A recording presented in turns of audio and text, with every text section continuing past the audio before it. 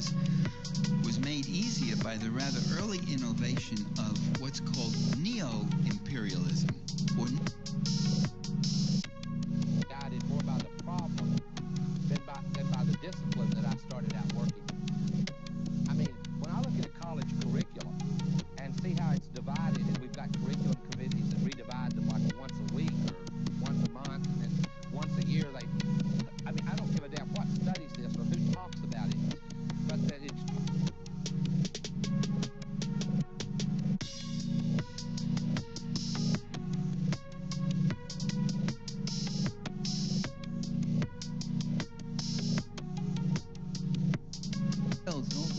but nobody ever asked, well, why? Why are they doing all this stuff?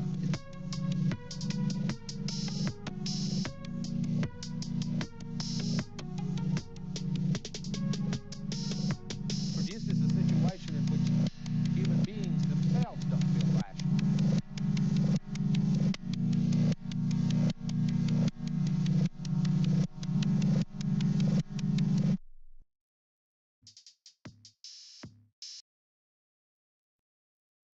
What the fuck is cracking?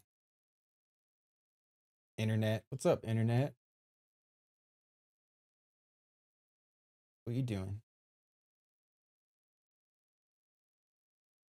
Reading my mind and doing like thought control shit, and, like surveilling everything, being the panopticon, and like probably putting us all on like watch lists and shit like that. Is that what you're up to, internet? Yeah, you silly guy. What else would you be up to? Oh, I guess, like weird porn. Weird porn and like cute pet videos. And then like crazy NSA CIA black operations type shit. That's really all the internet's good for. That's not true. I think the internet's actually awesome. I think it presents a lot of potential. And potential is an interesting concept that I think we tend to take for granted. And that's not at all what I am going to be talking about. But yeah, potential. Yeah, it just kind of dawned on me that I would like to kind of go down like a rabbit hole of like the idea of potential. Because what the fuck is potential? What do people mean when they say potential? Like, what do people mean when they say like, oh, look at that kid, he's got a lot of potential? I think sometimes that can be like a genuine observation. Like, I know, like when if I'm out skateboarding and I see like a kid who has a lot of potential, I'm like, yeah, fuck yeah, that kid's a beast, dude. Fucking fuck yeah, kid. Kid's got a lot of potential. But then other times I think like that phrase or even that sentiment can be used to like write somebody off. Like, someone you like used to know or whatever. And then you see them like later in life and they're like down on their luck and like really down bad. You could just be like, oh, what a shame, they had so much potential. And I think that's kind of like a way to like wash your hands, because you're like, oh yeah, I see, that person was super talented in X area. And I recognize that and I honor that in them. And so you're like doing that, you're like saying that, you're asserting that or whatever, to wash your hands of the fact that really when you see like someone you used to know, like out on the street somewhere all fucked up. Well, shit, it happened to me not too long ago. I ran into a dude I used to fuck with. And he was just like really struggling, and I could tell it was evident. He was using drugs, and as a former avid drug user myself, it is very evident when people are using, especially like hard drugs. And I guess that's kind of a dumb distinction. Like what is hard drugs? And as opposed to like regular drugs. But yeah, like when someone's all fucked up, um, it's easy to tell because they exhibit certain behavior patterns that are very common to drug users that you don't really get, I guess, really anywhere else, because it's like, I don't know, man. If you know what the fuck I'm talking about, you know what I'm talking about. And if you don't, then congratulations. You have avoided coming in contact with a part of life that's very, that's a bummer. So yay for you. You don't have to deal with like seeing former homies that are like grinding their teeth and doing the weird like the weird cough. And then there's like your voice changes in a weird way. Like it goes to like, I don't know, like the back of your throat, maybe like the back and top of your throat. Like it's like bereft of strength or whatever. Like when you use a lot of drugs, it changes things about you. And that's why you should only use the appropriate amounts of drugs. Use drugs in moderation or whatever. Or don't do all the drugs. I don't give a shit. Anyway, what's up, internet? Oh yeah, potential. So yeah, man, potential. Like sometimes it's like a genuine like, yeah, that dude's dope. And then sometimes it's like how people say like God bless you when they really mean like fuck you or whatever. I guess it's like the similar thing, not the same thing, but I guess it could be similar. So you like really you're thinking like, whoa, fuck that dude sucks. But then you're also like, oh, they had so much potential back in the day. What a shame. Like, fuck you, dude. Who the fuck are you? Like, get the fuck out of here. I don't give a shit. Or whatever. Right? But then also like potential, what we don't mean when we say it, but that still like nevertheless is contained in the sentiment, is like potential, like the destiny of a thing or a person. Like all things have a history and they have a future, and all things contain their own history and their own future. But also like necessarily all things depend on all other things to like bring their future about, and also maybe even to like concretize their own history, like because things aren't things. Things aren't just things. Of course, things and people as well. Like nothing is just what it is, right? Like everything is what it is, but plus everything else. And yeah, now I'm starting to sound stupid. But you're stupid too. Fuck you. So anyway, what's up?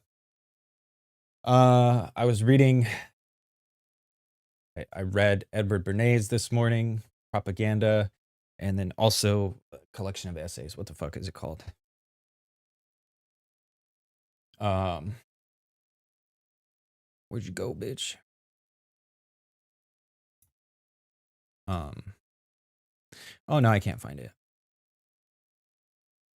Oh, it's because I didn't download it.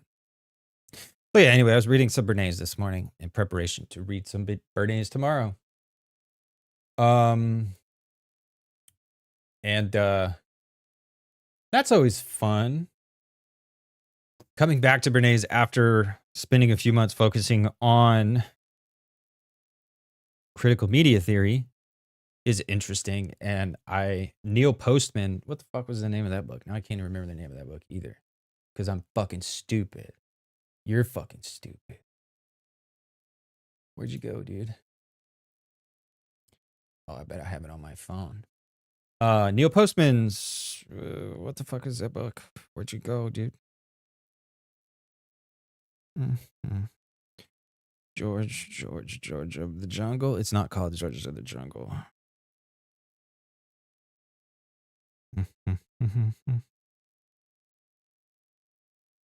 Watch out for that tree. No, I can't find that either, dude. I just ate Taco Bell. Taco Bell sucks, dude.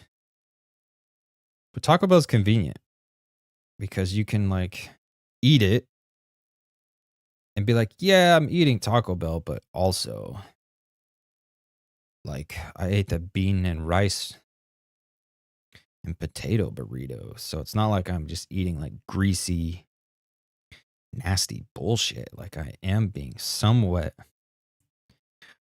like aware or whatever. But yeah, fuck Taco Bell. And now I feel like shit. Now I'm all sluggish and shit. And I'm drinking a soda. I don't normally like I will drink a soda, but not a that's a medium. Normally I drink a small.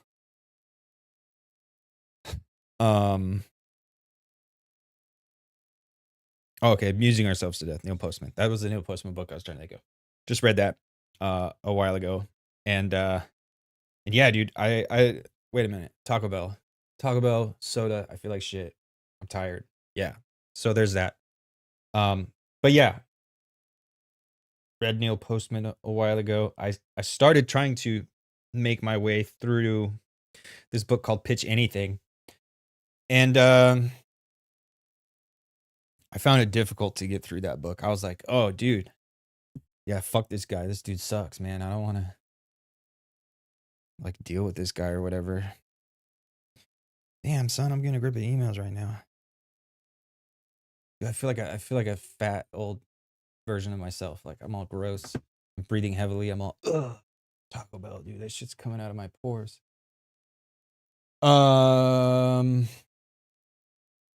Yeah, reading books and thinking about stuff. Anyway, so I went out skateboarding this morning and that was cool.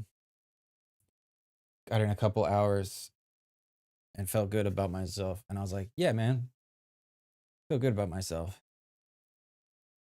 Then I was reading and I was like, yeah, I feel good about myself because I'm reading. And then I was like, I'm going to eat some food because I'm hungry. And normally I don't eat lunch. Normally I don't eat breakfast. Normally I skip meals. And I started doing that a long time ago, probably in the army. And then I kept doing it where I would just like skip meals and I would just eat a big dinner. Because it's just easier to like not eat during the day and not eat in the morning because you have to go to work and shit. And so like that's just a thing that I do, and I know a lot of other people do it too because it's just easier to like not eat throughout the day and just eat one meal. But that's like not the greatest for you to just eat a big dinner. And I usually feel better when I eat at least 2 meals a day. But eating Taco Bell is not really like the greatest strategy for that or whatever. So anyway, I'm going to read some more this afternoon. And I think I'm going to read The Question Concerning Technology. No, I don't think I'm going to read that because that is what I titled the name of this stream. Because that is what I decided to read before I hit the button that said go live. So yeah, I'm going to read The Question Concerning Technology, Martin Heidegger. And maybe I'll talk about it. Maybe I won't. It's probably going to drag ass because I'm all lethargic and fatigued. So I'll probably just read it because, yeah, it's an important essay. You should read it. Everybody should read it. It's in this collection of essays.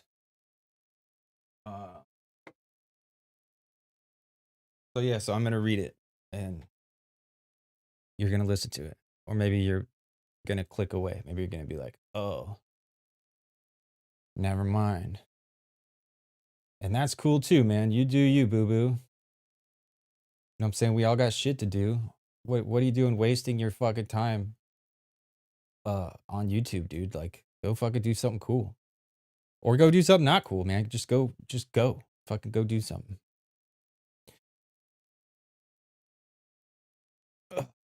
So, Martin Heidegger's The Question Concerning Technology. I'm going to read it. Chris, text me, Broham. I'll fucking shoot you the Zoom link if you want. Yeah. Here we go.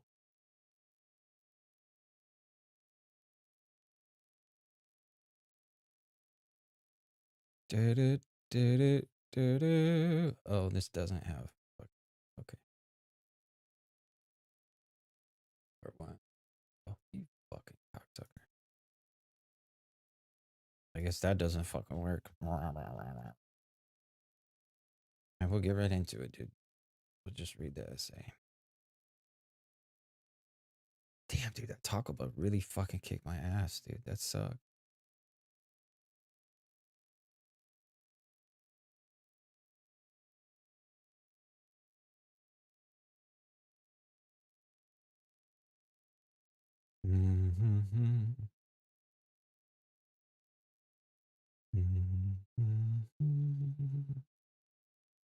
Part one, dude. The question concerning technology. Bum, bum, bum. So, yeah, why the fuck am I even reading Heidegger? Well, it's because I'm in the middle of reading Being in Time. And that's cool. And I'm really enjoying, really engaging with Being in Time. And I'm also in the middle of this digital literacy and critical media theory, what has become known as a research cohort. And that's really cool. And I'm really digging that too. And so obviously we're taking from Heidegger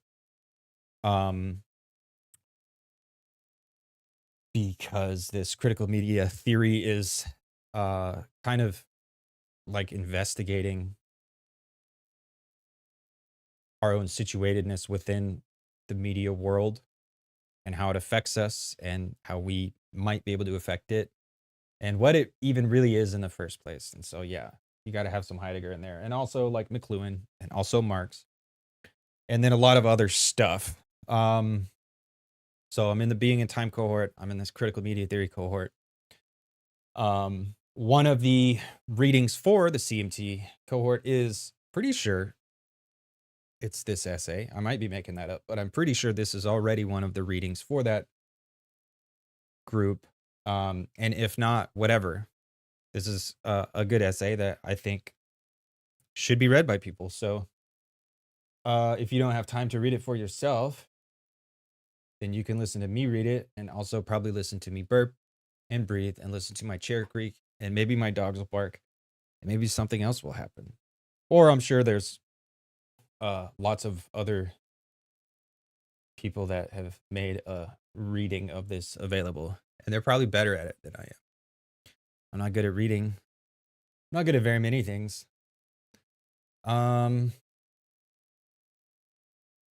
Yeah, dude, my stomach hurts. Okie dokie artichoke. The question concerning technology. In what follows, we shall be questioning concerning technology. Questioning builds a way. We would be advised, therefore, above all, to pay heed to the way and not to fix our attention on isolated sentences and topics. The way is a way of thinking. All ways of thinking, more or less perceptibly, lead through language in a manner that is extraordinary. We shall be questioning concerning technology, and in so doing, we should like to prepare a free relationship to it. The relationship will be free if it opens our human existence to the essence of technology. And this footnote, essence, is the traditional translation of the German noun Wesen. One of Heidegger's principal aims in this essay is to seek the true meaning of essence through or by way of the correct meaning. He will later show that Wesen does not simply mean what something is, but that it means, further, the way in which something pursues its course, the way in which it remains through time as what it is. Heidegger writes elsewhere that the noun Wesen does not mean quidditas originally, but rather enduring as presence. Wesen as a noun derives from the verb wesen. What the fuck? which is seldom used as such in modern German. The verb survives primarily in inflected forms of the verb sein, to be, and in such words as the adjective anwesend, present, the old verbal forms from which wesen stems meant to tarry or dwell. Heidegger repeatedly identifies wesen as the same as waren, to last or endure. As a verb, wesen will usually be translated here with to come to presence, a rendering wherein the meaning endure should be strongly heard. Occasionally it will be translated to essence, and its gerund will be rendered with essencing. The noun wesen will regularly be translated essence until Heidegger's explanatory discussion is reached. Thereafter, in this and the succeeding essays, it will often be translated with coming to presence. In relation to all these renderings, the reader should bear in mind a point that is of fundamental importance to Heidegger, namely, that the root of wesen, which is with its meaning to dwell, provides one integral component in the meaning of the verb sein, to be.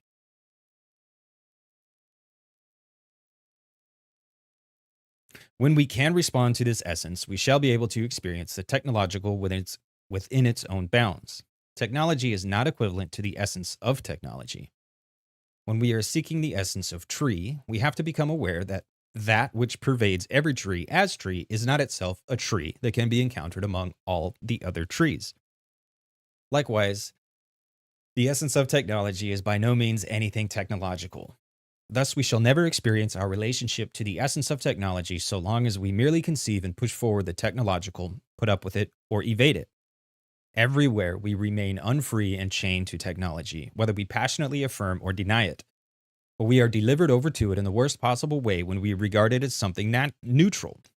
For this conception of it, to which today we particularly like to do homage, makes us utterly blind to the essence of technology. And that footnote is, conception here translates the noun Vorstellung.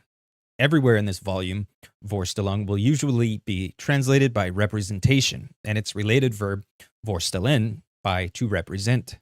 Both conception and representation should suggest a placing or setting up before.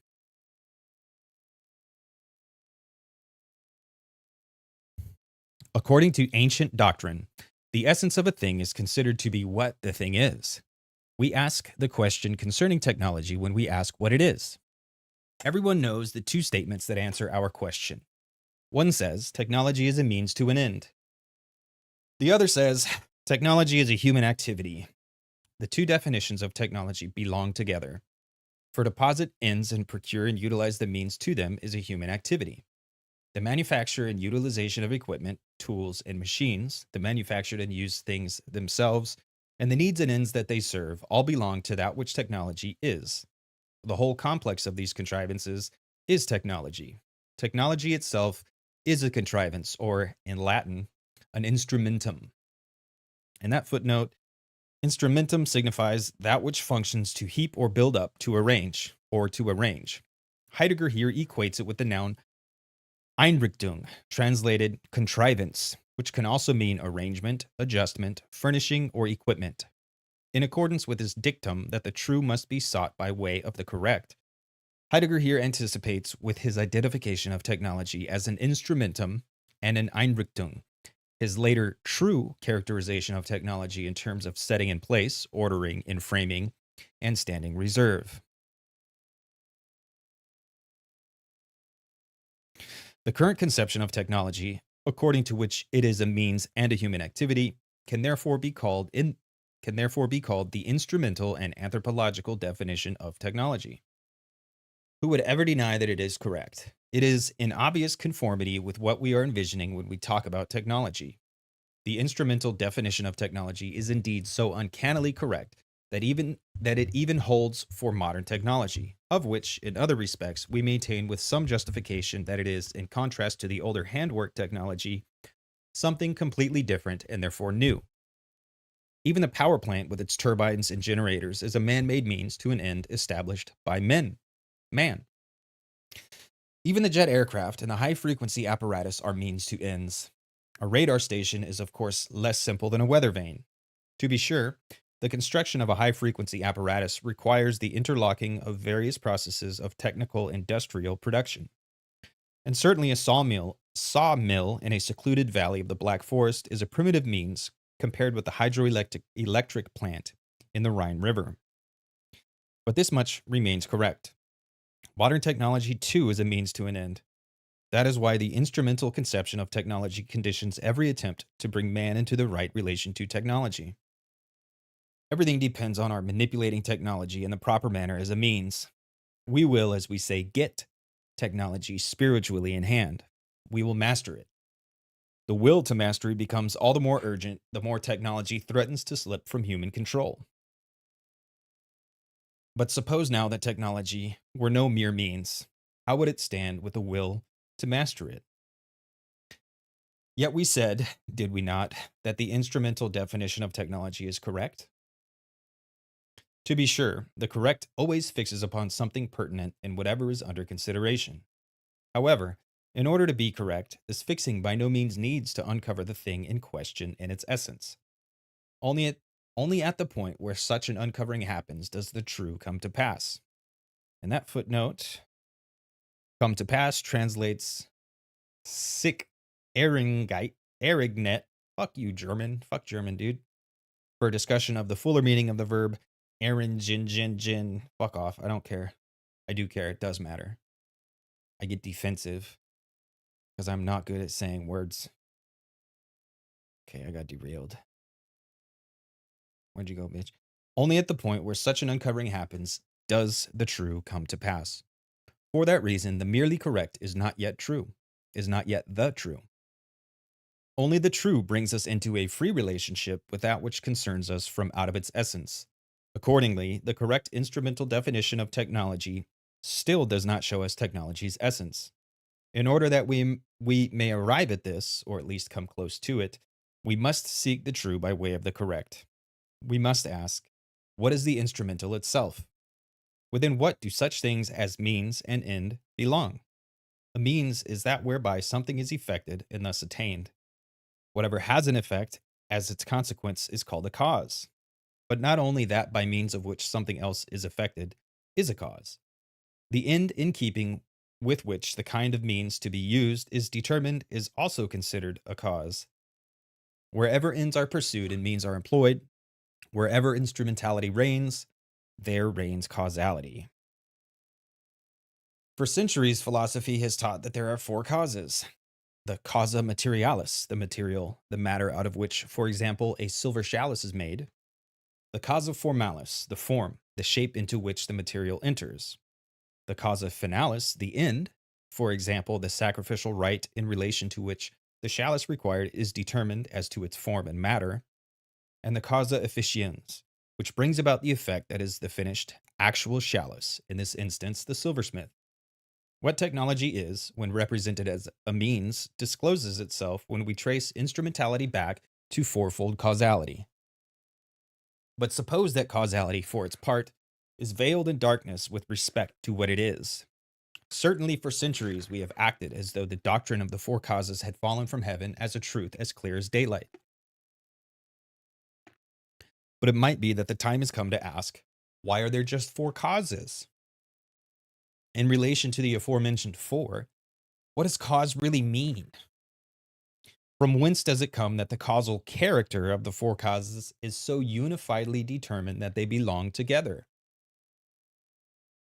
So long as we do not allow ourselves to go into these questions, causality, and with it instrumentality, and with the latter, the accepted definition of technology, remain obscure and groundless.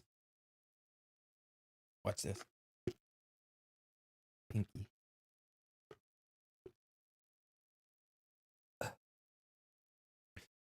For a long time, we have been accustomed to representing cause as that which brings something about. In this connection, to bring about means to obtain results, effects. The causa efficiens, but one among the four causes, sets the standard for all causality. This goes so far that we no longer even count the causa finalis, the telic finality, as causality. Causa, causus, belongs to the verb cadere, to fall, and means that which brings it about that something falls out as a result in such and such a way. Fucking motherfucker, dude. and means that which brings it about that something falls out as a result in such and such a way. The doctrine of the four causes goes back to Aristotle. But everything that later ages seek in Greek thought under the conception and rubric causality, in the realm of Greek thought and for Greek thought per se, has simply nothing at all to do with bringing about and affecting. What we call cause, Ursache, it's German, fuck off, and the Romans call causa, is called action by the Greeks, that to which something else is indebted. The four causes are the ways, all belonging at once to each other, of being responsible for something else. An example can clarify this. Silver is that out of which the silver chalice is made. As this matter, it is co-responsible for the chalice. Chalice. The chalice is indebted to, i.e., owes thanks to, the silver for that out of which it consists.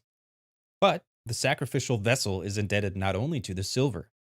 As a chalice, that which is indebted to the silver appears in the aspect of a chalice and not in that of a brooch or a ring.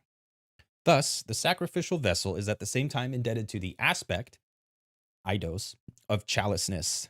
Both the silver into which the aspect is admitted as chalice and the aspect in which the silver appears are in their respective ways co-responsible for the sacrificial vessel. Oh, I missed a footnote. What we call cause and the Romans call causa is called action by the Greeks, that to which something else is indebted. Das, was ein anderes Verstühliga, German, fuck off. That sentence is a quite idiomatic expression that here would mean to many German readers that which is the cause of something else.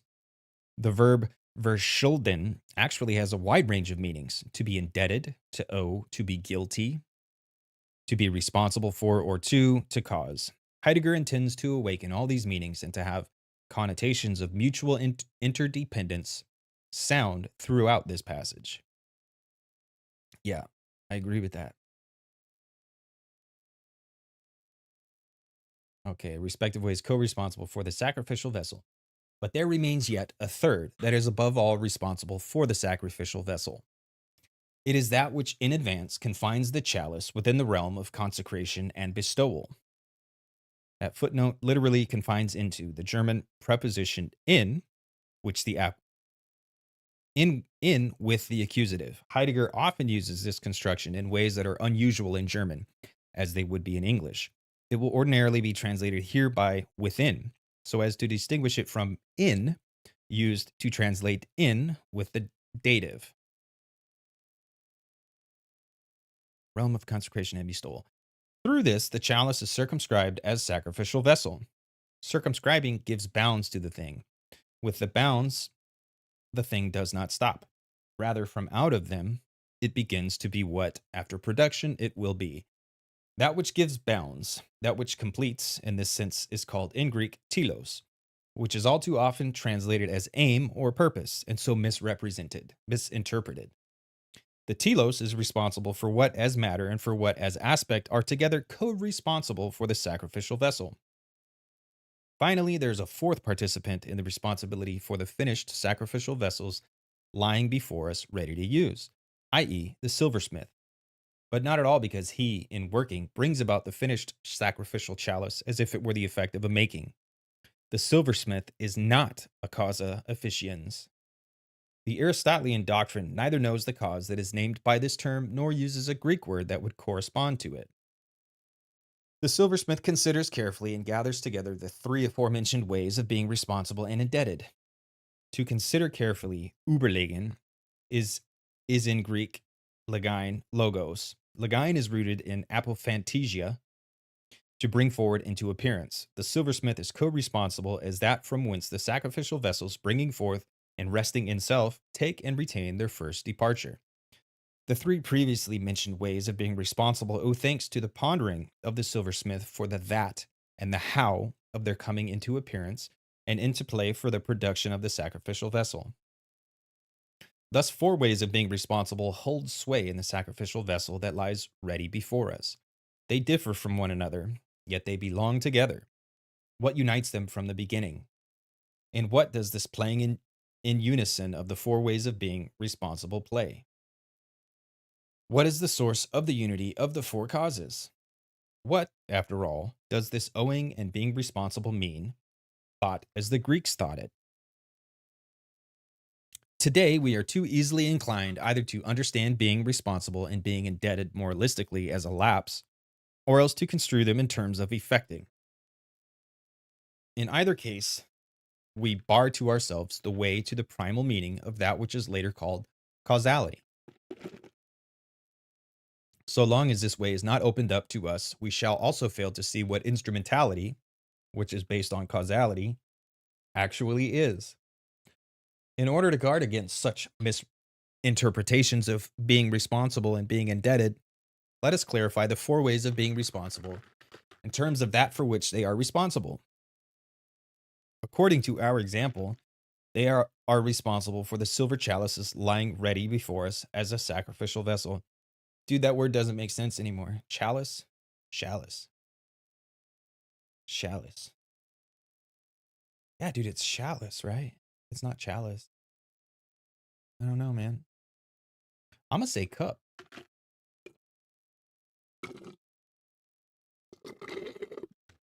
God damn. Intermission.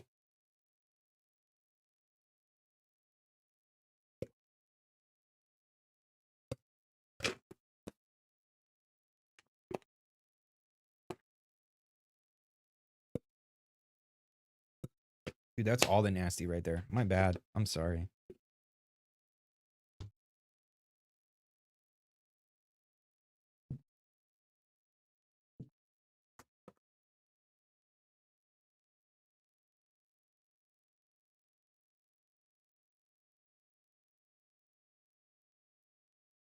Dokie.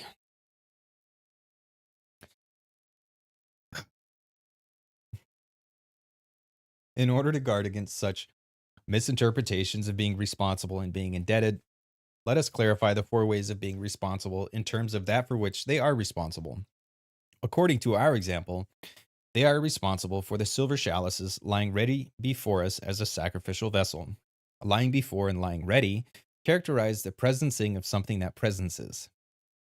The four ways of being responsible bring something into appearance. They let it come forth into presencing. Anwesen. In that footnote, by writing anwesen and wiesen, Heidegger stresses the composition of the verb anwesen, translated as to presence. The verb consists of wesen, literally to continue or endure, with the prepositional prefix an, at, to, toward. It is man who must receive presencing, man to whom it comes as enduring. They set it free to that place and so started on its way, namely, into its complete arrival. The principal characteristic of being responsible is this starting something on its way into arrival. It is in the sense of such a starting something on its way into arrival that being responsible is an occasioning or an inducing to go forward. Veranlassen. In that footnote, veranlassen is Heidegger's writing of the verb veranlassen in noun form, now hyphenated to bring out its meaning. Veranlassen ordinarily means to occasion, to cause, to bring about, to call forth. Its use here relates back to the use of anlassen, to leave something on, to let loose, to set going, here translated to start something on its way. Anlassen has just been similarly written as anlassen so as to emphasize its composition from lassen, to let or leave, and an, to or toward. One of the functions of the German prefix ver is to intensify the force of a verb. Andre Prow quotes Heidegger as saying veranlassen is more active than anlassen. The ver, as it were, pushes the latter toward a doing. Yeah. On the basis of a look at what the Greeks experienced in being responsible and aita, we now give this verb to occasion a more inclusive meaning, so that it now is the name for the essence of causality thought as the Greeks thought it. The common and narrower meaning of occasion, in contrast, is nothing more than striking against and releasing. It means a kind of secondary cause within the whole of causality. But in what, then, does the playing in unison of the four ways of occasioning play? They let what is not yet present arrive into presencing. Accordingly, they are unifiedly ruled over by a bringing that brings what presences into appearance.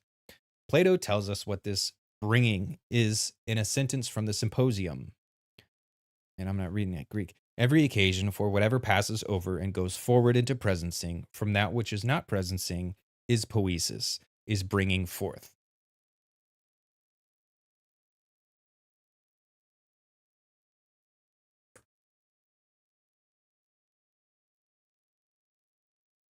It is of utmost importance that we think bringing forth in its full scope and at the same time in the sense in which the Greeks thought it.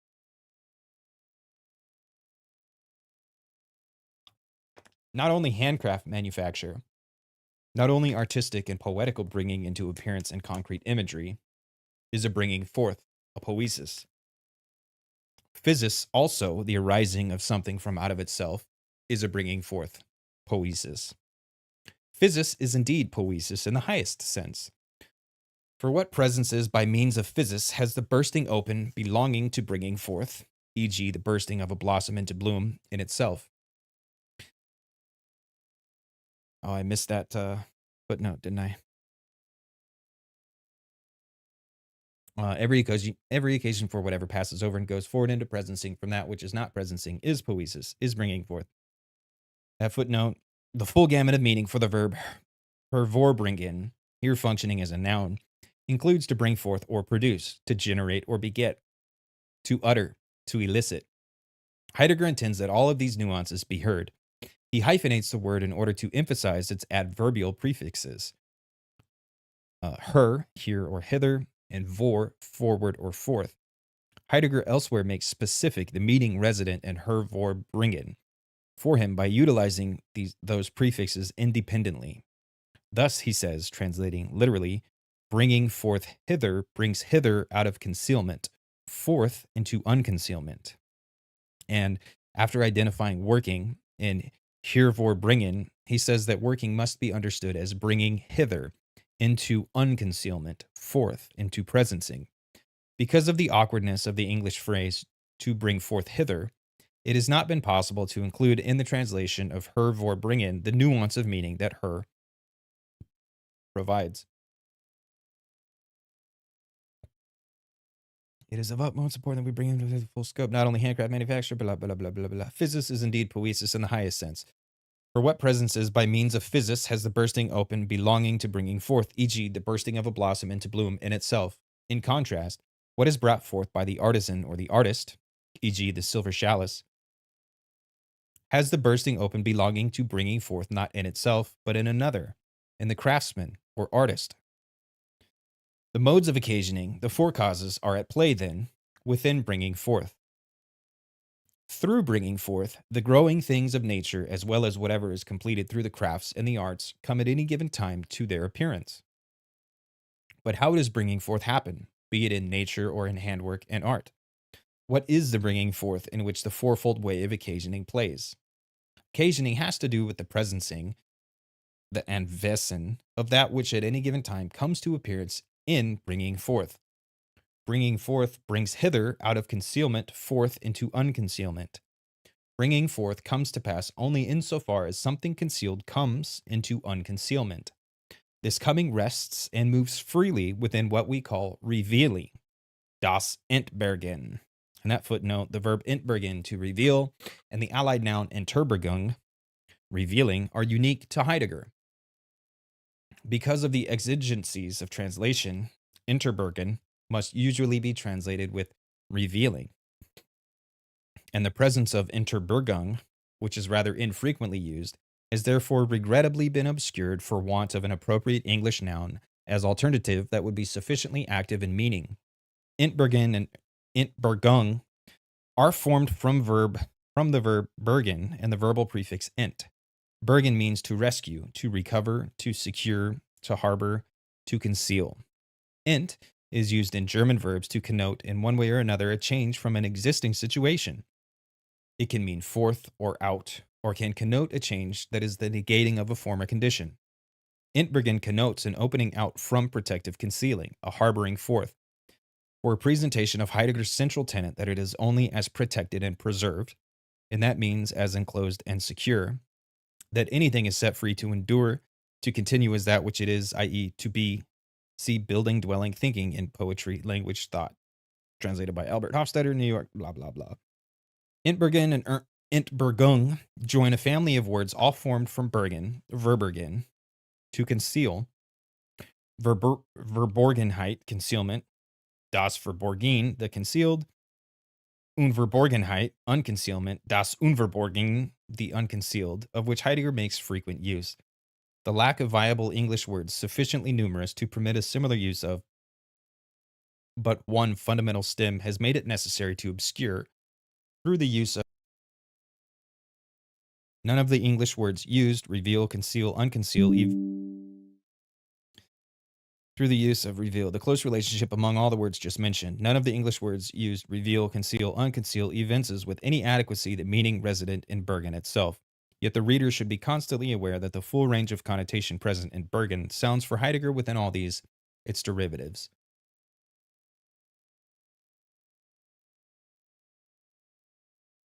That was weird.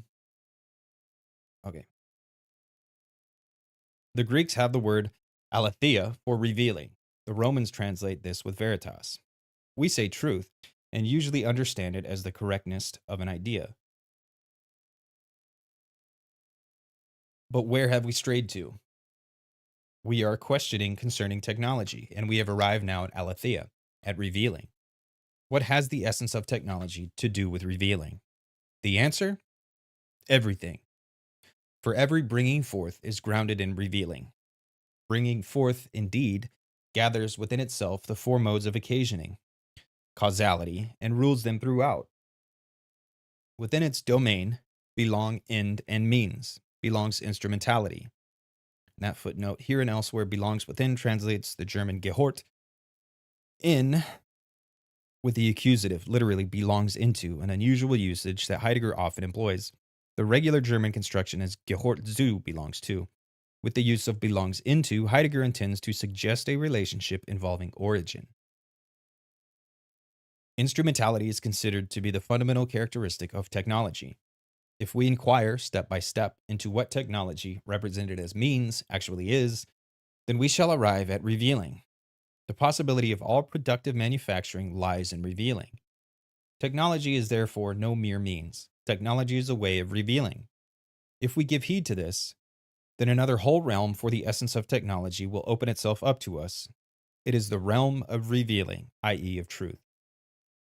Heidegger here hyphenates the word Wahrheit, truth, so as to expose its stem, Wahr. He points out elsewhere that words with this stem have a common derivation and underlying meaning. Such words often show the connotations of attentive watchfulness and guarding that he there finds in their Greek cognates, horaro, araro, weird shit, I don't know, to watch over and keep safe, and bewahren, to preserve. Hyphenating Wahrheit draws it overtly into this circle of meaning. It points to the fact that in truth, which is unconcealment, a safekeeping carries itself out.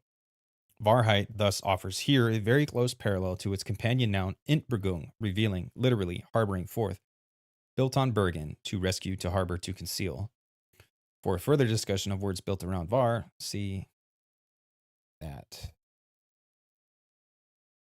It is the realm of revealing, i.e., of truth. This prospect strikes us as strange. Indeed, it should do so. Should do so as persistently impossible and with so much urgency that we will finally take seriously the simple question of what the name technology means. The word stems from the Greek technikon. The word stems from the Greek. Technikon means that which belongs to techne. We must observe two things with respect to the meaning of this word. One is that techne is the name not only for the activities and skills of the craftsman, but also for the arts of the mind and the fine arts. Techne belongs to bringing forth, to poiesis. It is something poetic. The other point that we should observe with regard to techne is even more important. From earliest times until Plato, the word techne is linked with the word episteme. Both words are names for knowing in the widest sense. They mean to be entirely at home in something, to understand and be expert in it. Such knowing provides an opening up. As an opening up, it is a revealing. Aristotle, in a discussion of special importance, the Nicomachean Ethics, chapters 3 and 4, distinguishes between episteme and techne, and indeed with respect to what and how they reveal. Techne is a mode of aletheuin. It reveals whatever does not bring itself forth and does not yet lie here before us, whatever can look and turn out now one way and now another. Whoever builds a house or a ship or forges a sacrificial chalice reveals what is to be brought forth according to the perspectives of the four modes of occasioning. Yeah, it's chalice, man. I don't know why I think it's chalice. This revealing gathers together in advance the aspect and the matter of ship or house, with a view to the finished thing envisioned as completed, and from this gathering determines the manner of its construction. Thus, what is decisive in techne does not lie at all in making and manipulating, nor in the using of means, but rather in the aforementioned revealing. It is as revealing, and not as manufacturing, that techne is a bringing forth. Thus, the clue to what the word techne means and to how the Greeks defined it leads us into the same context that opened itself to us when we pursued the question of what instrumentality as such in truth might be. Technology is a mode of revealing. Technology comes to presence in the realm where revealing and unconcealment take place, where aletheia, truth, happens. In opposition to this definition of the essential domain of technology, one can object that it indeed holds for Greek thought, and that at best it might apply to the techniques of the handcraftsmen, but that it simply does not fit modern machine-powered technology. And it is precisely the latter and it alone that is the disturbing thing, that moves us to ask the question concerning technology per se. It is said that modern technology is something incomparably different from all earlier technologies because it is based on modern physics as an exact science. Meanwhile, we have come to understand more clearly that the reverse holds true as well. Modern physics, as experimental, is dependent upon technical apparatus and upon progress in the building of apparatus. The establishing of this mutual relationship between technology and physics is correct, but it remains a merely historiographical establishing of facts and says nothing about that in which this mutual relationship is grounded. The decisive question still remains of what essence is modern technology that it happens to think of putting exact science to use. What is modern technology? It too is a revealing. Only when we allow our attention to rest on this fundamental characteristic does that which is new in modern technology show itself to us. And yet, the revealing that holds sway throughout modern technology does not unfold into a bringing forth in the sense of poiesis. The revealing that rules in modern technology is a challenging herausfordern, which puts to nature the unreasonable demand that it supply energy that can be extracted and stored as such. It is composed of the verb forden, to demand, to summon, to challenge, and the adverbial prefixes her, hither, and aus, out. The verb might be rendered very literally as to demand out hither. The structural similarity between herausfordern and her vorbringen, to bring forth hither, is readily apparent. It serves of itself to point up the relation subsisting between the two modes of revealing of which the verbs speak. Modes that, in the very distinctive ways peculiar to them, occasion a coming forth into unconcealment and presencing. But does not this hold true for the old windmill as well? No. Its sails do indeed turn in the wind. They are left entirely to the wind's blowing, but the windmill does not unlock energy from the air currents in order to store it. In contrast, attractive land is challenged into the putting out of coal and ore. The earth now reveals itself as a coal mining district, the soil as a mineral deposit. The field that the peasant formerly cultivated and set in order, bestelt, appears differently than it did when to set in order still meant to take care of and maintain. The work of the peasant does not challenge the soil of the field. In the sowing of the grain, it places the seed in the keeping of the forces of growth and watches over its increase.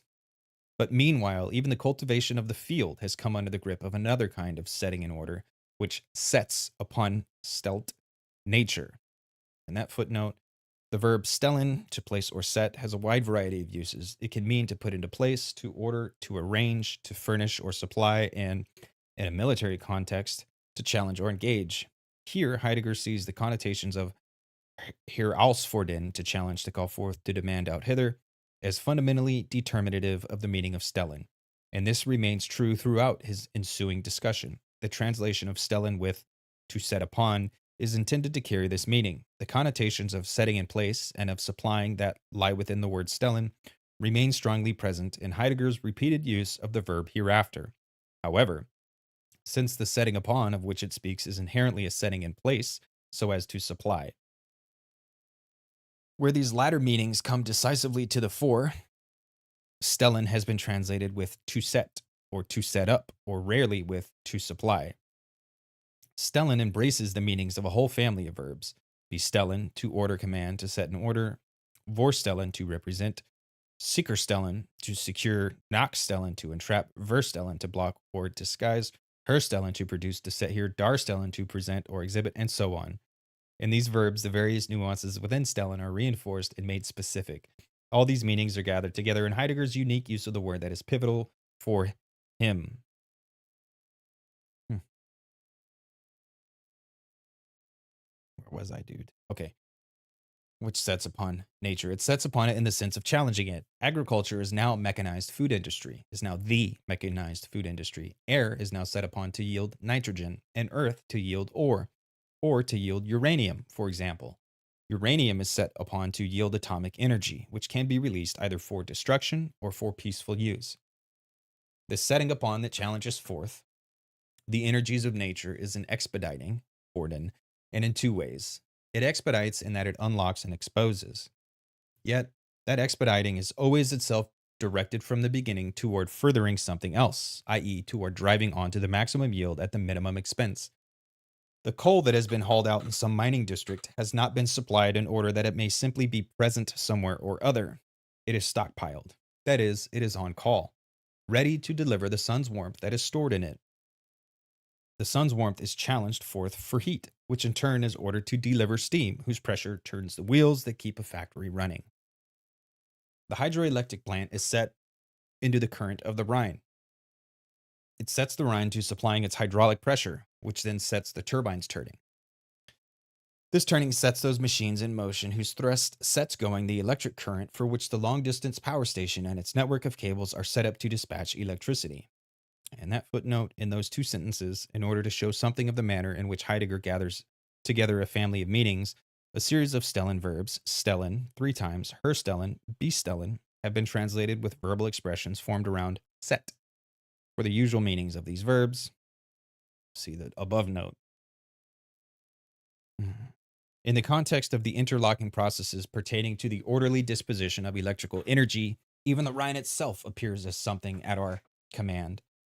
The hydroelectric plant is not built into the Rhine River as was the old wooden bridge that joined bank with bank for hundreds of years. Rather, the river is dammed up into the power plant. What the river is now, namely a water power supplier, derives from out of the essence of the power station. In order that we may even remotely consider the monstrousness that reigns here, let us ponder for a moment the contrast that speaks out of the two titles, the Rhine as dammed up into the power works, and the Rhine as uttered out of the art work in Hölderlin's hymn by that name. But, it will be replied, the Rhine is still a river in the landscape, is it not? Perhaps. But how? In no other way than as an object on call for inspection by a tour group ordered there by the vacation industry. The revealing that rules throughout modern technology has the character of a setting upon, in the sense of a challenging forth. That challenging happens in that the energy concealed in nature is unlocked. What is unlocked is transformed. What is transformed is stored up. What is stored up is, in turn, distributed. And what is distributed is switched about ever anew. Unlocking, transforming, storing, distributing, and switching about are ways of revealing. But the revealing never simply comes to an end. Neither does it run off into the indeterminate. The revealing reveals to itself its own manifoldly interlocking paths through regulating their course. This regulating itself is, for its part, everywhere secured. Regulating and securing even become the chief characteristics of the challenging revealing. What kind of unconcealment is it, then, that is so peculiar to that which comes to stand forth through this setting upon that challenges? Everywhere everything is ordered to stand by, to be immediately at hand, indeed, to stand there just so that it may be on call for a further ordering. Whatever is ordered about in this way has its own standing. We call it the standing reserve. Be stand, in that footnote, be stand originally or ordinarily denotes a store or supply as standing by. It carries the connotation of the verb besten, which with its dual meaning of to last and to undergo. Heidegger uses the word to characterize the manner in which everything commanded into place and ordered according to the challenging demand ruling in modern technology presences as revealed. He wishes to stress here not the permanency, but the orderability and substitutability of objects. Bestand contrast with gegenstand, object, that which stands over against. Objects indeed lose their character as objects when they are caught up in the standing reserve.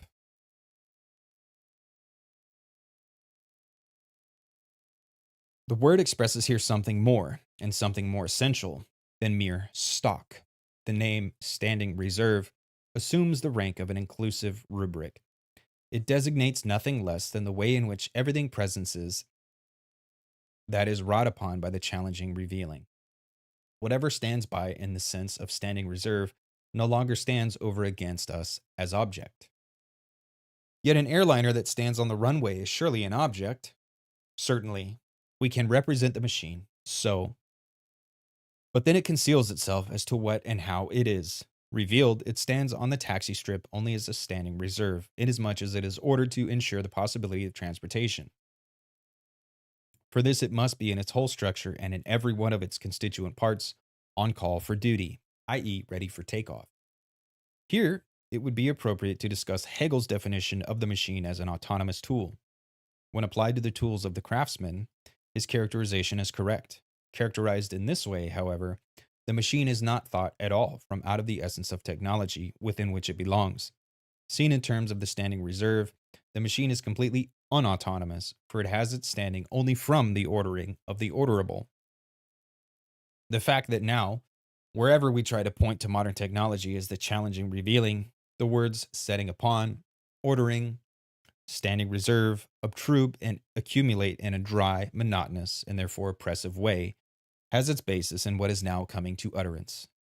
Who accomplishes the challenging setting upon through which what we call the real is revealed as standing reserve? Obviously, man. To what extent is man capable of such a revealing?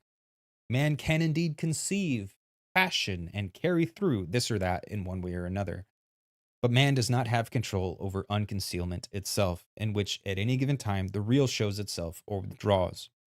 The fact that the real has been showing itself in the light of ideas ever since the time of Plato, Plato did not bring about.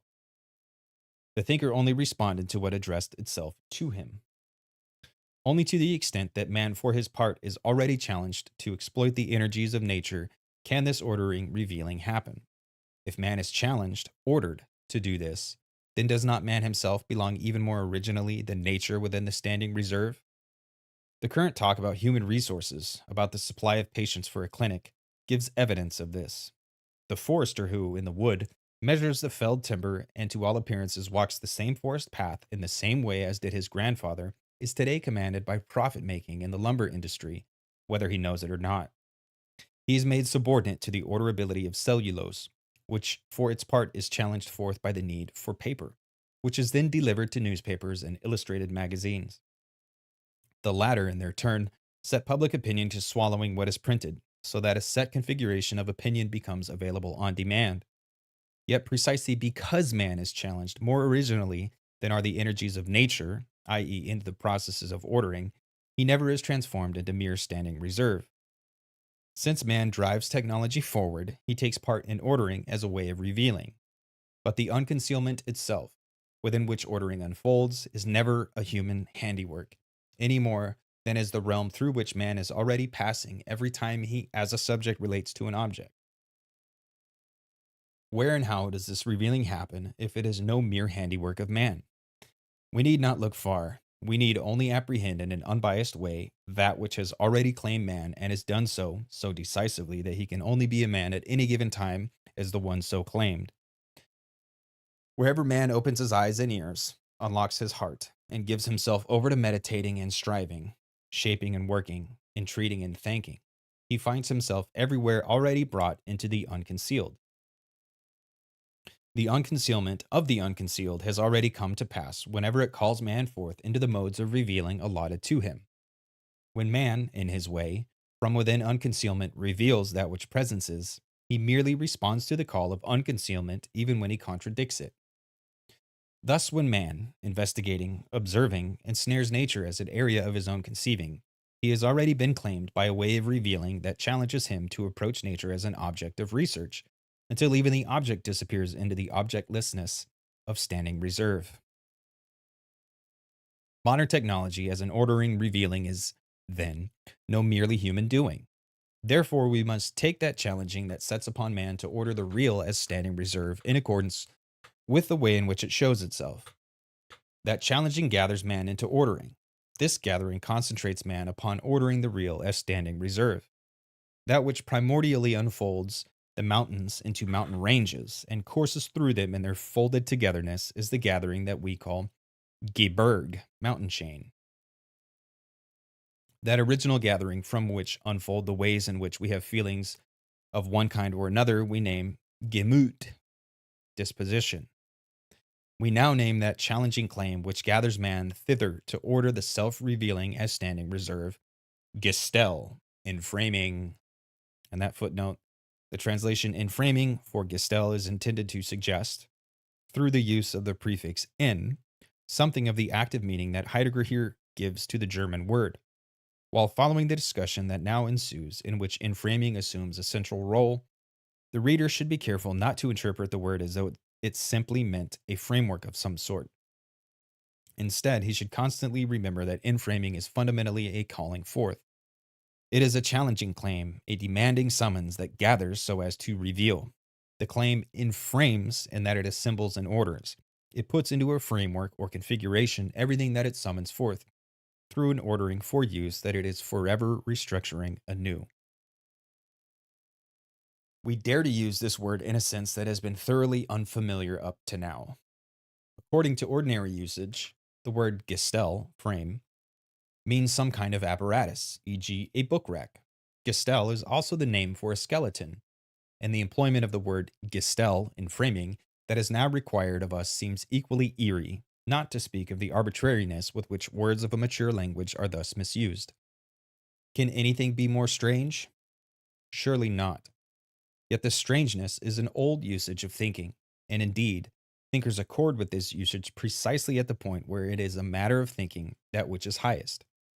We, late born, are no longer in a position to appreciate the significance of Plato's daring to use the word eidos for that which in everything and in each particular thing endures as present. For eidos, in the common speech, meant the outward aspect that a visible thing offers to the physical eye. Plato exacts of this word, however, something utterly extraordinary, that it name what precisely is not and never will be perceivable with physical eyes. But even this is by no means the full extent of what is extraordinary here. For idea names not only the non-sensuous aspect of what is physically visible, footnote, where idea is italicized, it is not the English word but a transliteration of the Greek. Aspect, idea, names and is also that which constitutes the essence in the audible, the tasteable, the tactile, in everything that is in any way accessible. Compared with the demands that Plato makes on language and thought in this and other instances, the use of the word Gestel as the name for the essence of modern technology, which we now venture here, is almost harmless. Even so, the usage now required remains something exacting and is open to misinterpretation. Inframing means the gathering together of that setting upon which sets upon man, i.e., challenges him forth to reveal the real in the mode of ordering as standing reserve. Inframing means that way of revealing which holds sway in the essence of modern technology and which is itself nothing technological. On the other hand, all those things that are so familiar to us and are standard parts of an assembly, such as rods, pistons, and chassis, belong to the technological. The assembly itself, however, together with the aforementioned stock parts, falls within the sphere of technological activity, and this activity always merely responds to the challenge of inframing, but it never comprises inframing itself or brings it about. The word stellen, to set upon, and the name gestel, inframing, not only means challenging. At the same time, it should preserve the suggestion of another stellen from which it stems, namely, that producing and presenting, per und darstellen, which, in the sense of poesis, lets what presences come forth into unconcealment. This producing that brings forth, e.g., the erecting of a statue in the temple precinct, and the challenging ordering now under consideration are indeed fundamentally different, and yet they remain related in their essence. Both are ways of revealing, of aletheia. In inframing, that unconcealment comes to pass in conformity with which the work of modern technology reveals the real as standing reserve. This work is therefore neither only a human activity nor a mere means within such activity. The merely instrumental, merely anthropological definition of technology is therefore in principle untenable, and it cannot be rounded out by being referred back to some metaphysical or religious explanation that undergirds it. It remains true, nonetheless, that man in the technological age is, in a particularly striking way, challenged forth into revealing. That revealing concerns nature above all as the chief storehouse of the standing energy reserve. Accordingly, man's ordering attitude and behavior display themselves first in the rise of modern physics as an exact science. Modern science's way of representing pursues and entraps nature as a calculable coherence of forces. Modern physics is not experimental physics because it applies apparatus to the questioning of nature. Rather, the reverse is true, because physics, indeed already as pure theory, sets nature up to exhibit itself as a coherence of forces calculable in advance. It therefore orders its experiments precisely for the purpose of asking whether and how nature reports itself when set up in this way. But after all, mathematical physics arose almost 2 centuries before technology. How then could it have already been set upon by modern technology and placed in its service? The facts testify to the contrary. Surely technology got underway only when it could be supported by exact physical science. Reckoned chronologically, this is correct. Thought historically, it does not hit upon the truth. The modern physical theory of nature prepares the way first not simply for technology, but for the essence of modern technology. For already in physics, the challenging gathering together into ordering, revealing holds sway. But in it, that gathering does not yet come expressly to appearance. Modern physics is the herald of inframing, a herald whose origin is still unknown. The essence of modern technology has for a long time been concealing itself, even where power machinery has been invented, where electrical technology is in full swing, and where atomic technology is well underway. All coming to presence, not only modern technology, keeps itself everywhere concealed to the last. Footnote: coming to presence here translates the gerund wesend, a verbal form that appears in this volume only in this essay, with the introduction into this discussion of coming to presence as an alternate translation of the noun wesen. Subsequent to Heidegger's consideration of the meaning of essence below, occasionally the presence of das Wesend is regrettably but unavoidably obscured. All coming to presence, not only modern technology, keeps itself everywhere concealed to the last. Nevertheless, it remains, with respect to its holding sway, that which precedes all, the earliest. The Greek thinkers already knew of this when they said, that which is earlier with regard to the arising that holds sway becomes manifest to us men only later. That which is primarily early shows itself only ultimately to men. Footnote: that which is primarily early translates die anfänglich früh, for a discussion of that which is to all present and absent beings, the earliest and most ancient at once. Yeah, footnote. That which is primally early shows itself only ultimately to men. Therefore, in the realm of thinking, a painstaking effort to think through still more primally what was primally thought is not the absurd wish to revive what is past, but rather the sober readiness to be astounded before the coming of what is early. Chronologically speaking, modern physical science begins in the 17th century. In contrast, machine power technology develops only in the second half of the 18th century. But modern technology, which for chronological reckoning is the later, is, from the point of view of the essence holding sway within it, the historically earlier. If modern physics must resign itself ever increasingly to the fact that its realm of representation remains inscrutable and incapable of being visualized, this resignation is not dictated by any committee of researchers. It is challenged forth by the rule of enframing, which demands that nature be orderable as standing reserve. Hence, physics, in all its retreating from the representation turned only toward objects that has alone been standard till recently, will never be able to renounce this one thing, that nature reports itself in some way or other that is identifiable through calculation, and that it remains orderable as a system of information. This system is determined, then, out of a causality that has changed once again. Causality now displays neither the character of the occasioning that brings forth, nor the nature of the causa efficiens, let alone that of the causa formalis. It seems as though causality is shrinking into a reporting challenged forth, of standing reserves that must be guaranteed either simultaneously or in sequence. To this shrinking would correspond the process of growing resignation that Heisenberg's lecture depicts in so impressive a manner. And that little asterisk, talk about Werner Heisenberg, motherfucking uncertainty principle, can't know the location and the velocity of a particle. You can't know them both at the same time. You can only know one or the other, but you can't know both. Because the essence of modern technology lies in framing, modern technology must employ exact physical science. Through its so doing, the deceptive illusion arises that modern technology is applied physical science. This illusion can maintain itself only so long as neither the essential origin of modern science nor indeed the essence of modern technology is adequately found out through questioning. We are questioning concerning technology in order to bring to light our relationship to its essence. The essence of modern technology shows itself in what we call inframing. But simply to point to this is still in no way to answer the question concerning technology, if to answer means to respond, in the sense of correspond, to the essence of what is being asked about.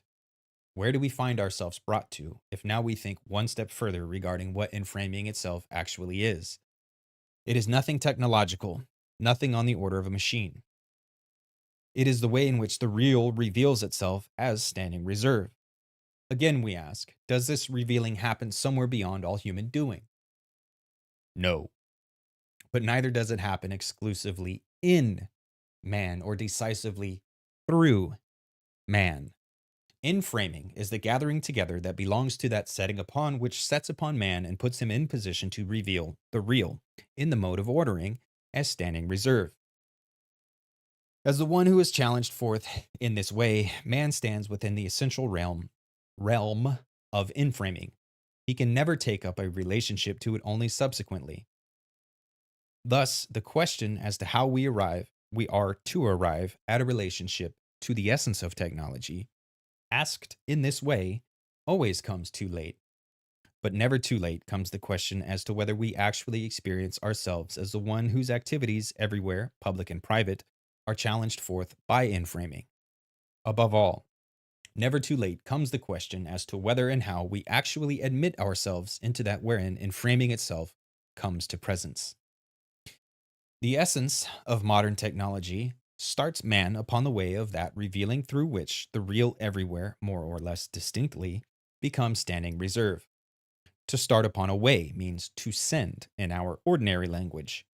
We shall call that sending that gathers, versameld schicken, which first starts man upon a way of revealing, destining, geschick. And that footnote for a further presentation of the meaning resident in Geschick and the related verb schicken. Okay, no. It is from out of this destining that the essence of all history is determined. History is neither simply the object of written chronicle, nor simply the fulfillment of human activity. That activity first becomes history as something destined. Okay, and the asterisk here, C on the essence of truth. And it is only the destining into objectifying representation that makes the historical accessible as an object for historiography, i.e., for a science, and on this basis makes possible the current equating of the historical with that which is chronicled. Inframing, as a challenging forth into ordering, sends into a way of revealing. Inframing is an ordaining of destining, as is every way of revealing. Bringing forth poiesis is also a destining in this sense. Always, the unconcealment of that which is goes upon a way of revealing. Footnote, dessen was ist, that which is, on the particular significance of das was is, that which is, see, goes upon a way of revealing. Always the destining of revealing holds complete sway over man, but that destining is never a fate that compels. For man becomes truly free only insofar as he belongs to the realm of destining, and so becomes one who listens and hears, and not one who is simply constrained to obey. The essence of freedom is originally not connected with the will or even with the causality of human willing. Freedom governs the open in the sense of the cleared and lighted up, i.e., of the revealed. In that footnote, the open here translates das free, cognate with Freiheit, freedom. Unfortunately, the repetitive stress of the German phrasing cannot be reproduced in English, since the basic meaning of free, open air, open space, is scarcely heard in the English free. It is to the happening of revealing, i.e., of truth, that freedom stands in the closest and most intimate kinship. All revealing belongs within a harboring and a concealing. But that which frees, the mystery, is concealed and always concealing itself. All revealing comes out of the open, goes into the open, and brings into the open. The freedom of the open consists neither in unfeathered arbitrariness nor in the constraint of mere laws. Freedom is that which conceals in a way that opens to light, in whose clearing there shimmers that veil that covers what comes to presence of all truth and lets the veil appear as what veils. Freedom is the realm of the destining that at any given time starts a revealing upon its way. The essence of modern technology lies in inframing. Inframing belongs within the destining of revealing. These sentences express something different from the talk that we hear more frequently, to the effect that technology is the fate of our age, where fate means the inevitableness of an unalterable course. But when we consider the essence of technology, then we experience inframing as a destining of revealing. In this way, we are already sojourning within the open space of destining, a destining that in no way confines us to a stultified compulsion to push on blindly with technology, or, what comes to the same thing, to rebel helplessly against it and curse it as the work of the devil. Quite to the contrary, when we once open ourselves expressly to the essence of technology, we find ourselves unexpectedly taking into a freeing claim. The essence of technology lies in inframing. Its holding sway belongs within destining. Since destining at any given time starts man on a way of revealing, man, thus underway, is continually approaching the brink of the possibility of pursuing and pushing forward nothing but what is revealed in ordering, and of deriving all his standards on this basis. Through this, the other possibility is blocked, that man might be admitted more and sooner and ever more primally to the essence of that which is unconcealed, and to its unconcealment, in order that he might experience as his essence his needed belonging to revealing. Placed between these possibilities, man is endangered from out of destining. The destining of revealing is as such in every one of its modes, and therefore necessarily danger. In whatever way the destining of revealing may hold sway, the unconcealment in which everything that is shows itself at any given time harbors the danger that man may quail at the unconcealed and may misinterpret it. Thus, where everything that presences exhibits itself in the light of a cause-effect coherence, even God can, for representational thinking, lose all that is exalted and holy. the mysteriousness of his distance. In the light of causality, God can sink to the level of a cause, of causa efficiens. It then becomes, even in theology, the God of the philosophers, namely, of those who can define the unconcealed and the concealed in terms of the causality of making, without ever considering the essential origin of this causality. In a similar way, the unconcealment in accordance with which nature presents itself as a calculable complex of the effects of forces can indeed permit correct determinations. But precisely through these successes, the danger can remain that in the midst of all that is correct, the true will withdraw. The destining of revealing is in itself not just any danger, but danger as such. Yet when destining reigns in the mode of inframing, it is the supreme danger. This danger attests itself to us in two ways. As soon as what is unconcealed no longer concerns man even as object, but does so rather exclusively as standing reserve, and man in the midst of objectlessness is nothing but the orderer of the standing reserve, then he comes to the very brink of a precipitous fall. That is, he comes to the point where he himself will have to be taken as standing reserve. Meanwhile, man, precisely as the one so threatened, exalts himself to the posture of Lord of the earth. In this way, the impression comes to prevail that everything man encounters exists only insofar as it is his construct. This illusion gives rise in turn to one final delusion. It seems as though man everywhere and always encounters only himself. Heisenberg has with complete correctness pointed out that the real must present itself to contemporary man in this way. In truth, however, precisely nowhere does man today any longer encounter himself, i.e., his essence. Man stands so decisively in attendance on the challenging forth of inframing that he does not apprehend inframing as a claim, that he fails to see himself as the one spoken to, and hence also fails in every way to hear in what respect he exists from out of his essence in the realm of an exhortation or address, and thus can never encounter only himself. But inframing does not simply endanger man in his relationship to himself and to everything that is. As a destining, it banishes man into that kind of revealing which is an ordering. Where this ordering holds sway, it drives out every other possibility of revealing. Above all, inframing conceals that revealing which, in the sense of poiesis, lets what presences come forth into appearance. As compared with that other revealing, the setting upon that challenges forth thrusts man into a relation to that which is, that is at once antithetical and rigorously ordered.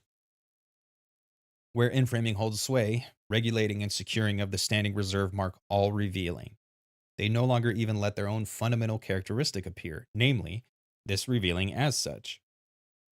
Thus, the challenging inframing not only conceals a former way of revealing, bringing forth, but it conceals revealing itself, and with it that wherein unconcealment, i.e., truth, comes to pass. Inframing blocks the shining forth and holding sway of truth. The destining that sends into ordering is consequently the extreme danger. What is dangerous is not technology. There is no demonry of technology, but rather there is the mystery of its essence. The essence of technology, as the destining of revealing, is the danger. The transformed meaning of the word inframing will perhaps become somewhat more familiar to us now if we think inframing in the sense of destining and danger. The threat to man does not come in the first instance from the potentially lethal machines and apparatus of technology. The actual threat has already affected man in his essence. The rule of inframing threatens man with the possibility that it could be denied to him to enter into a more original revealing and hence to experience the call of a more primal truth. Thus, where inframing reigns, there is danger in the highest sense. But where danger is, grows the saving power also. Let us think carefully about these words of Hölderlin. What does it mean to save? Usually we think that it means only to seize hold of a thing threatened by ruin in order to secure it in its former continuance. But the verb to save says more. To save is to fetch something home into its essence, in order to bring the essence for the first time into its genuine appearing. If the essence of technology, in framing, is the extreme danger, and if there is truth in Hölderlin's words, then the rule of inframing cannot exhaust itself solely in blocking all lighting up of every revealing. all appearing of truth. Rather, precisely the essence of technology must harbor in itself the growth of the saving power. But in that case, might not an adequate look into what inframing is as the destining of revealing bring into appearance the saving power in its arising? In what respect does the saving power grow there also, where the danger is? Where something grows, there it takes root. From thence it thrives. Both happen concealedly and quietly and in their own time. But according to the words of the poet, we have no right whatsoever to expect that where danger is, we should be able to lay hold of the saving power immediately and without preparation. Therefore, we must consider now, in advance, in what respect the saving power does most profoundly take root, and thence thrive even in that wherein the extreme danger lies, in the holding sway of inframing. In order to consider this, it is necessary, as a last step upon our way, to look with yet clearer eyes into the danger. Accordingly, we must once more question concerning technology. For we have said that in technology's essence roots and thrives the saving power. But how shall we behold the saving power in the essence of technology so long as we do not consider in what sense of essence it is that inframing is actually the essence of technology? Thus far, we have understood essence in its current meaning. In the academic language of philosophy, essence means what something is. In Latin, quidditas, whatness, provides the answer to the question concerning essence. For example, what pertains to all kinds of trees, oaks, beeches, birches, firs, is the same treeness. Under this inclusive genus, the universal, fall all real and possible trees. Is in the essence of technology, inframing, the common genus for everything technological? If that were the case, then the steam turbine, the radio transmitter, and the cyclotron would each be an inframing. But the word inframing does not mean here a tool or any kind of apparatus.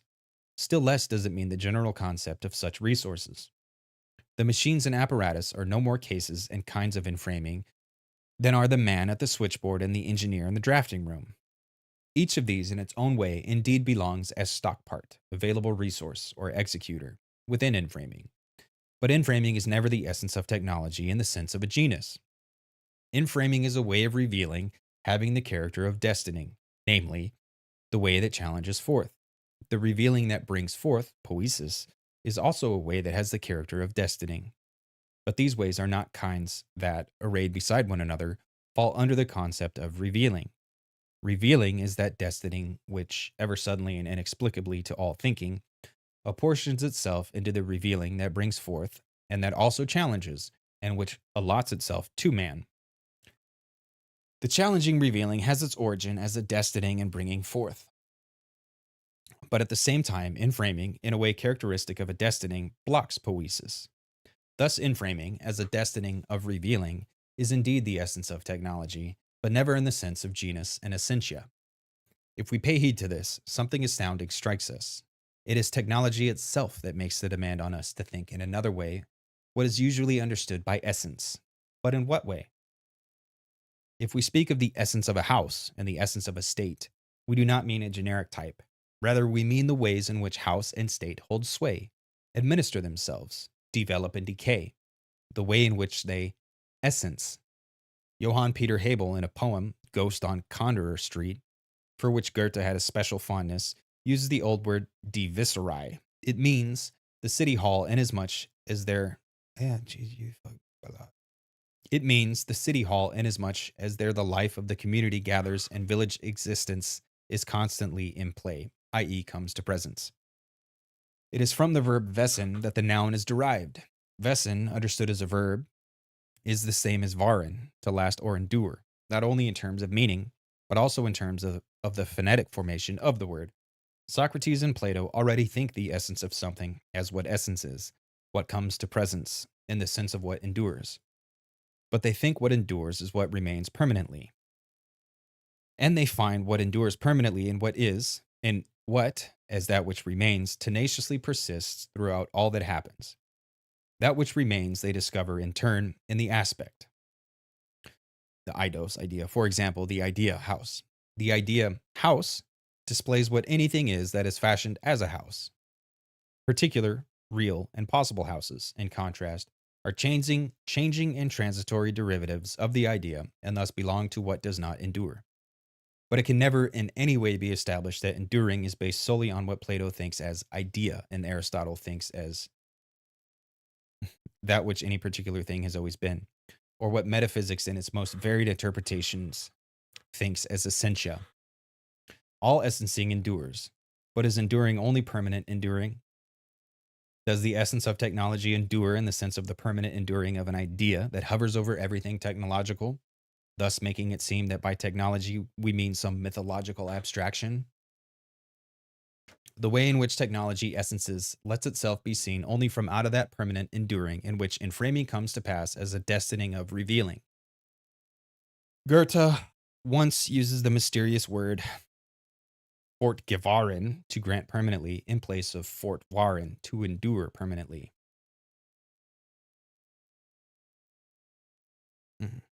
Okay, there's an asterisk there. He hears waren to endure and gewahren to grant, here in one unarticulated accord. In that footnote, the verb gewahren is closely allied to the verbs waren to endure and wahren to watch over, to keep safe, to preserve.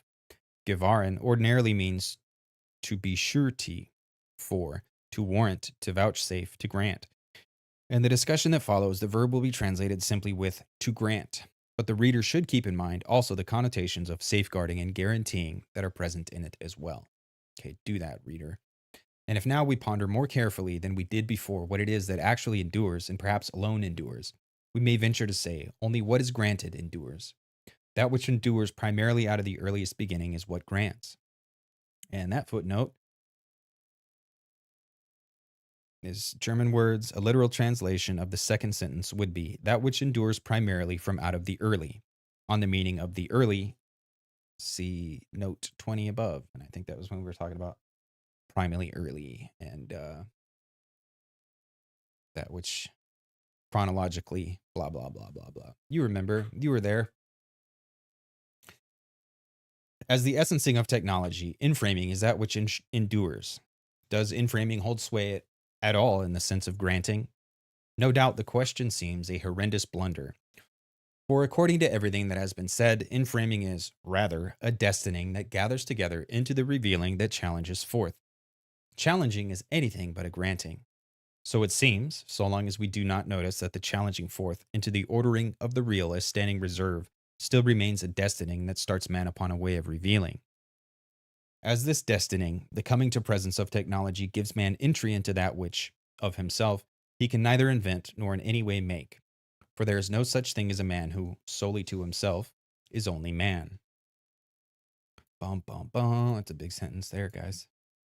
But if this destining inframing is the extreme danger, not only for man's coming to presence, but for all revealing as such, should this destining still be called a granting? Yes, most emphatically, if in this destining the saving power is said to grow. Every destining of revealing comes to pass from out of a granting, and as such a granting. For it is granting that first conveys to man the share in revealing which the coming to pass of revealing needs. And that footnote here and subsequently in this essay, coming to pass, translates the noun erignis. Elsewhere in the turning, this word, in accordance with the deeper meaning that Heidegger there finds for it, will be translated with disclosing, that brings into its own.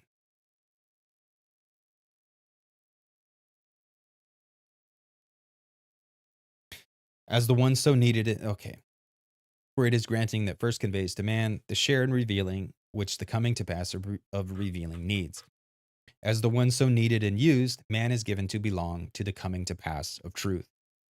The granting that sends in one way or another into revealing is as such the saving power. For the saving power lets man see and enter into the highest dignity of his essence. This dignity lies in keeping watch over the unconcealment, and with it, from the first, the concealment of all coming to presence on this earth.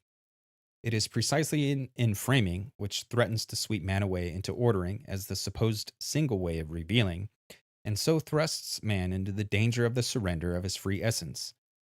It is precisely in this extreme danger that the innermost indestructible belongingness of man within granting may come to light.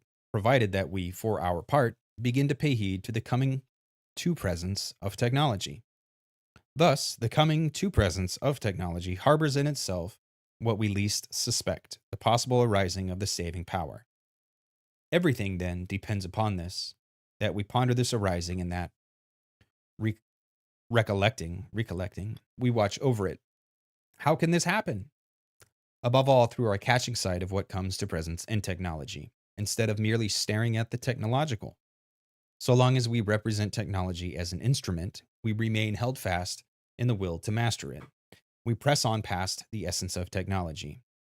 When, however, we ask how the instrumental comes to presence as a kind of causality, then we experience this coming to presence as the destining of a revealing.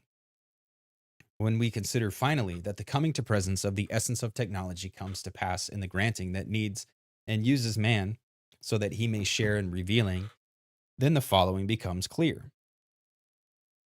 The essence of technology is in a lofty sense ambiguous. Such ambiguity points to the mystery of all revealing, i.e., of truth. On the one hand, inframing challenges forth into the frenziedness of ordering that blocks every view into the coming to pass of revealing, and so radically endangers the relation to the essence of truth. On the other hand, inframing comes to pass for its part in the granting that lets man endure, as yet unexperienced, but perhaps more experienced in the future, that he may be the one who is needed and used for the safekeeping of the coming to presence of truth. And that footnote, safekeeping, translates the noun varnis, which is unique to Heidegger. Varnis is closely related to the verb varen, to watch over, to keep safe, to preserve. Integrally related to Wahrheit, truth, and closely akin to Varen, to endure, and Gewaren, to be surety for, to grant. On the meaning of Varnis, see that. Where was I, dude? Okay. Coming to presence of truth. Thus does the arising of the saving power appear. The irresistibility of ordering and the restraint of the saving power draw past each other like the paths of the two stars in the course of the heavens. But precisely this, their passing by, is the hidden side of their nearness. When we look into the ambiguous essence of technology, we behold the constellation, the stellar course of the mystery. The question concerning technology is the question concerning the constellation in which revealing and concealing, in which the coming to presence of truth comes to pass. But what help is it to us to look into the constellation of truth? We look into the danger and see the growth of the saving power. Through this, we are not yet saved, but we are thereupon summoned to hope in the growing light of the saving power. How can this happen? Here and now, and in little things, that we may foster the saving power in its increase. This includes holding always before our eyes the extreme danger. The coming to presence of technology threatens revealing, threatens it with the possibility that all revealing will be consumed in ordering and that everything will present itself only in the unconcealedness of standing reserve. Human activity can never directly counter this danger. Human achievement alone can never banishment, but human reflection can ponder the fact that all saving power must be of a higher essence than what is endangered, though at the same time kindred to it. But might there not perhaps be a more primally granted revealing that could bring the saving power into its first shining forth in the midst of the danger, a revealing that in the technological age rather conceals than shows itself? There was a time when it was not technology alone that bore the name techne. Once that revealing that brings forth truth into the splendor of radiant appearing also was called techne. Once there was a time when the bringing forth of the true into the beautiful was called techne, and the poesis of the fine arts also was called techne. In Greece, at the outset of the destining of the West, the arts soared to the supreme height of the revealing granted them. They brought the presence of the gods, brought the dialogue of divine and human destinings to radiance, and art was simply called techne. It was a single, manifold revealing. It was pious, promos, i.e., yielding to the holding sway and the safekeeping of truth. The arts were not derived from the artistic. Artworks were not enjoyed aesthetically. Art was not a sector of cultural activity. What, then, was art? Perhaps only for that brief but magnificent time? Why did art bear the modest name techne?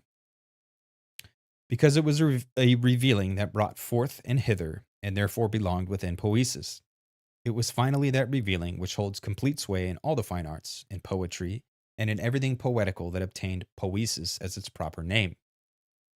The same poet from whom we heard the words, but where danger is, grows the saving power also, says to us, poetically dwells man upon this earth. The poetical brings the true into the splendor of what Plato in the Phaedrus calls ekphenesteton. You know what that word is? That which shines forth most purely. The poetical thoroughly pervades every art, every revealing of coming to presence into the beautiful. Could it be that the fine arts are called to poetic revealing? Could it be that revealing lays claim to the arts most primally, so that they, for their part, may expressly foster the growth of the saving power, may awaken and found anew our look into that which grants and our trust in it? Foster the growth of the saving power, may awaken and found anew our look into that which grants and our trust in it. Whether art may be granted this highest possibility of its essence in the midst of the extreme danger, no one can tell. Yet, we can be astounded. Before what? Before this other possibility, that the frenziedness of technology may entrench itself everywhere to such an extent that someday, throughout everything technological, the essence of technology may come to presence in the coming to pass of truth. Because the essence of technology is nothing technological, essential reflection upon technology and decisive confrontation with it must happen in a realm that is, on the one hand, akin to the essence of technology, and on the other, fundamentally different from it. Such a realm is art, but certainly only if reflection on art, for its part, does not shut its eyes to the constellation of truth after which we are questioning. Thus questioning, we bear witness to the crisis that in our sheer preoccupation with technology, we do not yet experience the coming to presence of technology, that in our sheer aesthetic mindedness, we no longer guard and preserve the coming to presence of art. Yet the more questioningly we ponder the essence of technology, the more mysterious the essence of art becomes. The closer we come to the danger, the more brightly do the ways into the saving power begin to shine, and the more questioning we become. For questioning is the piety of thought. Piety of thought. Yeah, it's piety. For questioning is the piety of thought. And that, my friends, is Heidegger's question concerning technology. And it's good. You should read it. You can skip forward to this part and just pretend you read it.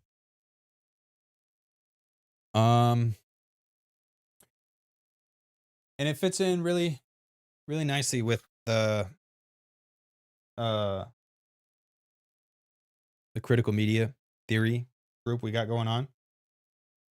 It fits in really nicely with all the other shit I'm reading right now. Bernays fits in. Well, I mean, Bernays fits into Heidegger. Well, no, this came after. So anyway, yeah. Lumen. I've been reading Nicholas Lumen too, and that there's a lot of interesting shit there. Nicholas Lumen is also big on poiesis, and autopoiesis. And yeah. So, I was just on Reddit the other day arguing with someone about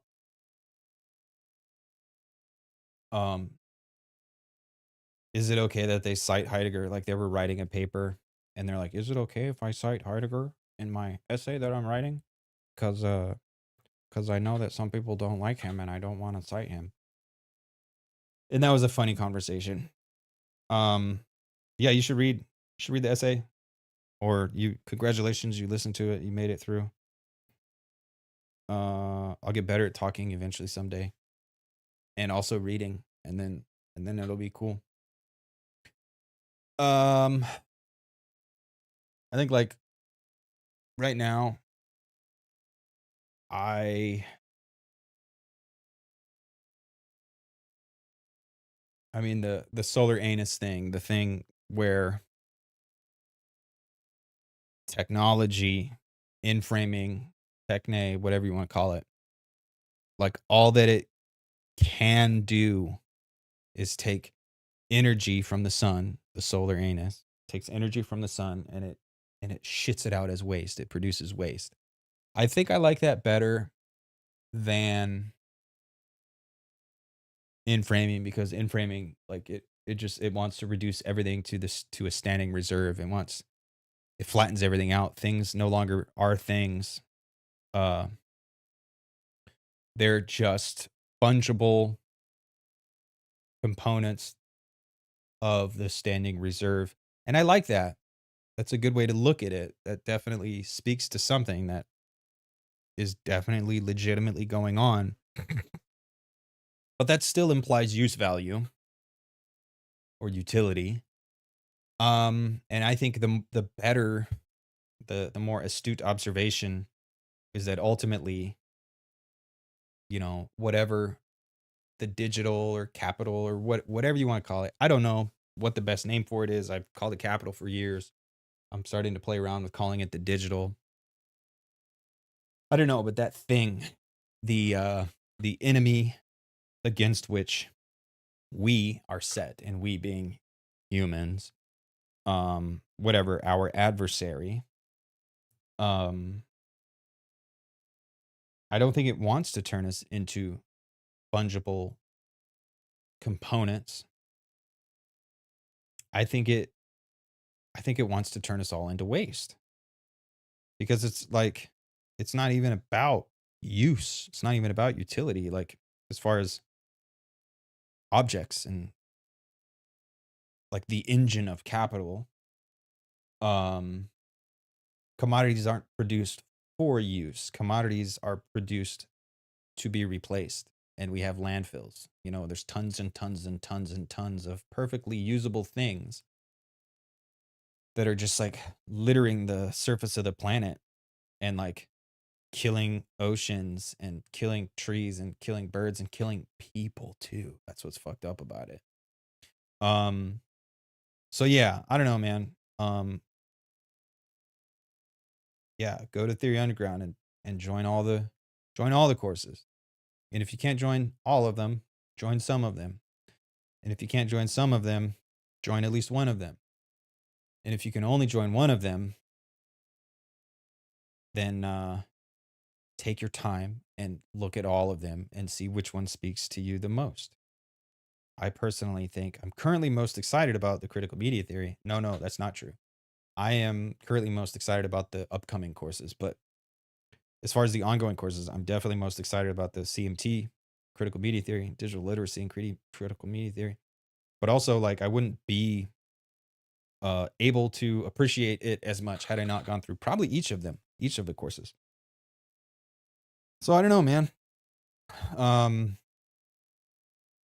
Yeah, you should read Heidegger, and then you should read people that came after Heidegger. You should read Bataille, and you should read Baudrillard. You should fucking read the Dangerous Maybes blog. Go to Medium and follow Mikey at the Dangerous Maybe and read his blog. Yeah, I'm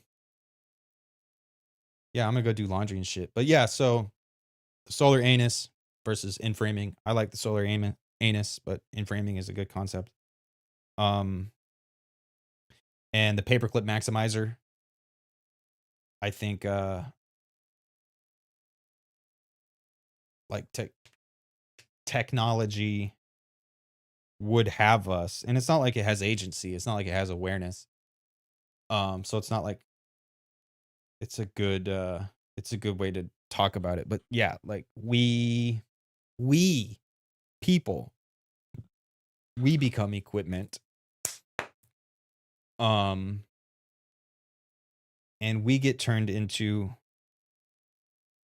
what might as well be paper clips. And we're already there. That's the thing. Like when people talk about the paperclip maximizer, and if you don't know what that is, just fucking Google it. But it's basically, as Heidegger just laid out, it's basically in framing. It's basically like the AI doomer situation where we have the runaway artificial intelligence, and its only directive is to make the most paper or make paper clips. And because it's super smart artificial intelligence technology, it's smart and efficient, and it like goes in on a runaway thing and it turns everything into paper clips. Um